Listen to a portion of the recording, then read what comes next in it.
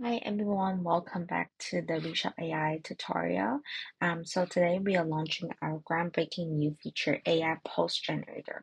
So essentially it allows you to instantly transform model poses from your original model post to various forms. For example, walking, standing, or custom gestures, while preserving the original backgrounds and the product details. So you can simply upload a photo, select the model, and describe the desired pose. And let's dig in and see how this works. So once you upload an image, as per usual, you can have ChatGPT write for you or choose different commands that we have in the vocab database here. For example, walking angle, change pose, or you can write on your own as well. In this case, I would just have ChatGPT write a more natural and detailed description for me. And I'm happy with this description.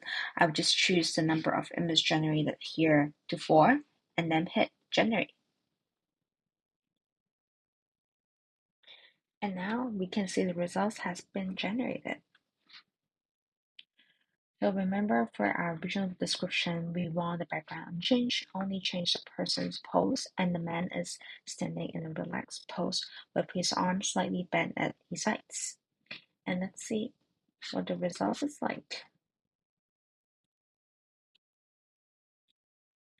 And you can now choose the generated image at your own desire. Thank you very much.